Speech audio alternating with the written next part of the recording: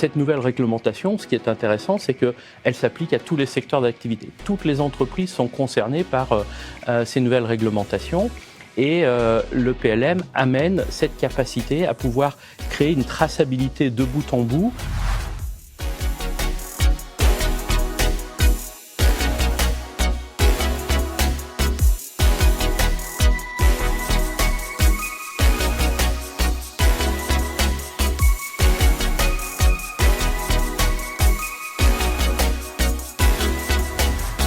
Bonjour à toutes et à tous, bienvenue dans ce nouvel épisode du Grand Entretien, notre rendez-vous consacré à l'industrie durable que nous décryptons avec des experts de la supply chain.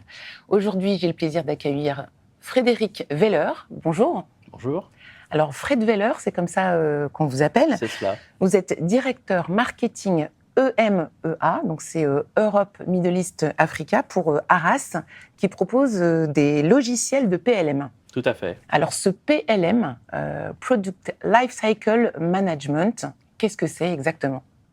Eh bien, c'est la gestion du cycle de vie de produits complexes et de solutions complexes, la capture de données, l'organisation de données et ensuite la mise à disposition facile et accessible de ces données à tous les utilisateurs pendant l'ensemble de la durée de vie du produit, de la conception à la fabrication, à la maintenance et à la fin de vie qui maintenant est soit le recyclage, soit le reconditionnement, soit la mise au rebut. Alors justement, comment traiter ce sujet de la variété des produits, des composants dans des industries, par exemple, comme l'agroalimentaire ou la grande distribution ? Alors, historiquement, le PLM, c'est issu de la grosse industrie mécanique, l'aviation, l'automobile, mais de plus en plus, d'autres industries ont besoin d'avoir une traçabilité et de gérer toutes les variantes de leurs produits. Alors, vous savez bien qu'aujourd'hui, on demande en fait des process, des pratiques, des procédés de fabrication plus durables, plus green. Je pense notamment à cette loi Industrie verte qu'on a en France. Alors, comme ce sujet durabilité, sustainability, c'est un vrai enjeu de gouvernance aujourd'hui pour les entreprises, est-ce que ça donne au PLM un avantage ?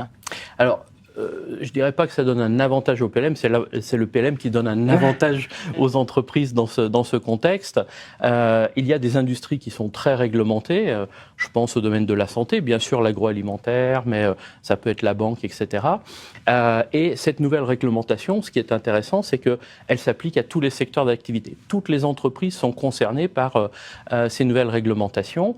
Et le PLM amène cette capacité à pouvoir créer une traçabilité de bout en bout de tous les composants et tous les process qui participent à la vie du produit. Ça peut être on choisit tel matériau plutôt que tel autre, telle usine plutôt que telle autre parce qu'elle est plus proche du client qu'on va livrer, et donc de pouvoir mettre en place une chaîne de décision qui inclut l'empreinte carbone en plus des autres composants, des autres critères de choix dans la décision de production du produit. Alors les entreprises, comment elles abordent ce PLM ? Est-ce que vous auriez un exemple d'une entreprise qui a changé ses pratiques récemment ? Tout à fait. Donc ils construisent des sièges pour l'industrie automobile et jusqu'à présent, ils utilisaient ce que j'appellerais le triangle classique. Il y a le coût du produit, il y a la facilité de fabrication du produit, et puis il y a les fonctionnalités ou la qualité du produit. Donc le triangle classique de production. Et maintenant, ils ont transformé ce triangle en carré. Le quatrième angle de l'équation, c'est l'empreinte carbone. Et donc, à chaque étape de la vie du produit, dès la conception, il y a une nouvelle dimension dans l'équation qui est l'empreinte carbone.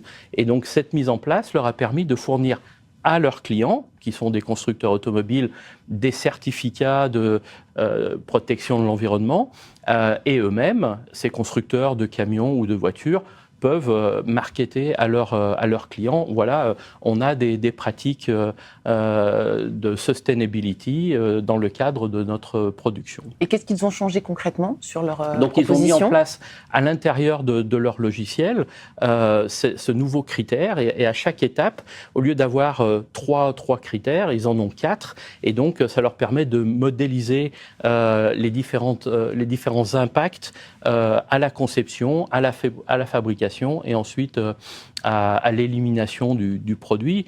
Mais pour vous donner un exemple, ça les a poussés à chercher un nouveau fournisseur pour des éléments bois qui étaient à l'intérieur des sièges.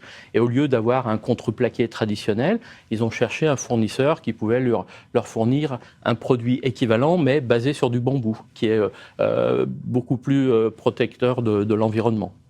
Alors ça, c'est un exemple très concret. Quels outils est-ce que les entreprises peuvent utiliser pour appréhender ce PLM ? Alors, le PLM, à partir du moment où on veut vraiment l'installer de façon globale, il faut que tous les systèmes informatiques se connectent à cette nouvelle plateforme. Donc, ça veut dire les systèmes de RP, ça veut dire les systèmes de gestion de clients pour gérer la maintenance, ça veut dire les gestions d'achat et donc la connexion avec les fournisseurs. Et donc, toutes ces technologies se connectent à une seule plateforme. Tous les métiers dans l'entreprise sont concernés par cette nouvelle méthode de conception du produit. Et donc, chaque métier est connecté à cette plateforme et est impliqué à produire des données et à consommer des données à partir de cette plateforme. Alors, Fred Weller, parlez-nous d'un sujet qui vous tient à cœur, cette fameuse digital thread, cette continuité numérique. Pourquoi est-ce que c'est essentiel ? Alors, on peut en parler sous deux angles. Premier angle, puisqu'on parle de protection de l'environnement, c'est bien sûr avec les nouvelles réglementations, on doit fournir et documenter à chaque étape du cycle de vie du produit quels ont été les matériaux, les procédés et l'empreinte carbone globale de ce produit. Et donc, ça nécessite d'avoir une continuité de toutes les étapes de la vie du produit.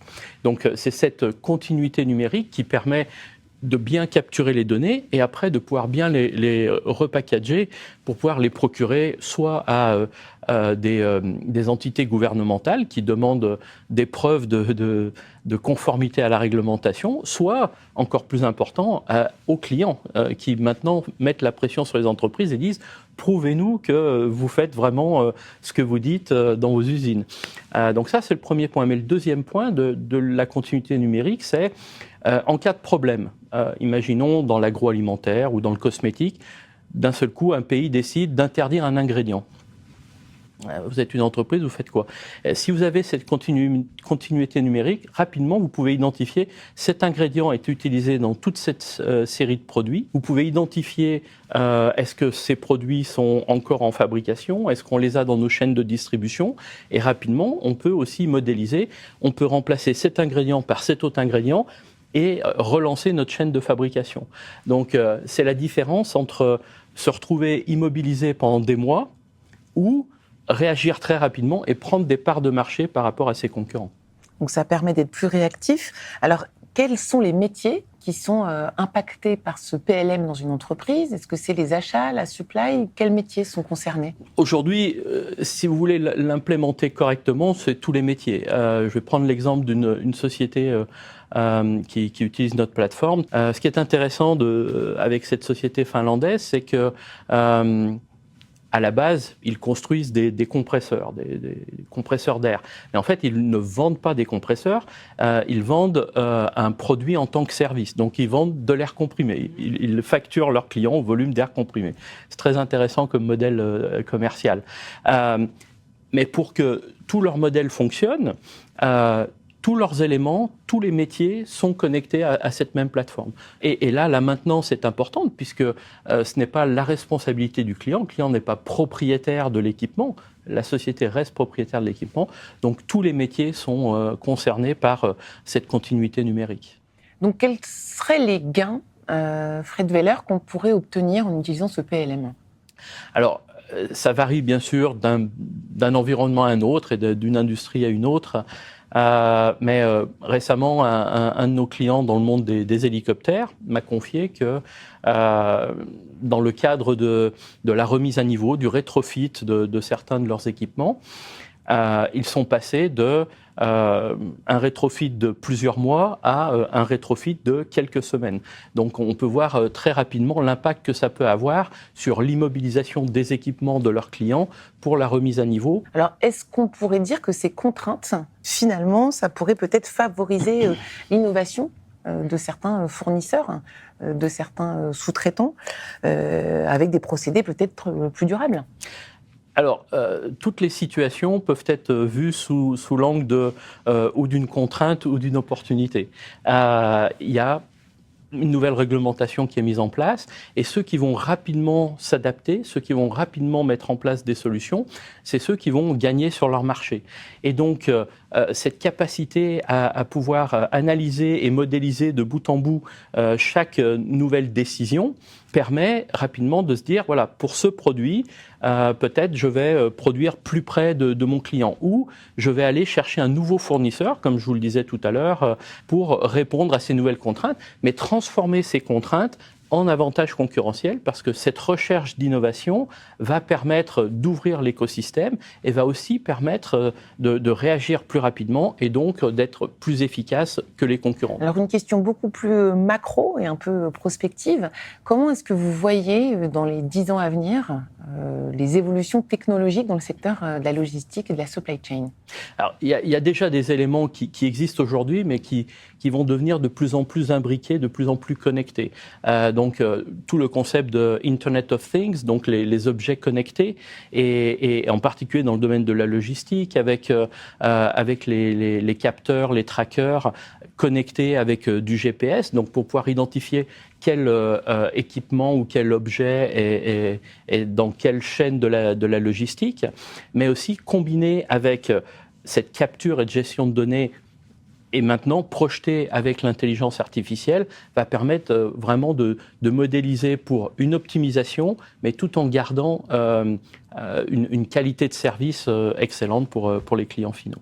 Merci beaucoup Fred Weller d'avoir répondu à toutes nos questions. Avec grand plaisir.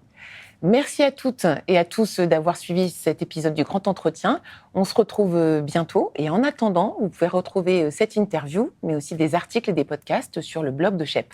À bientôt.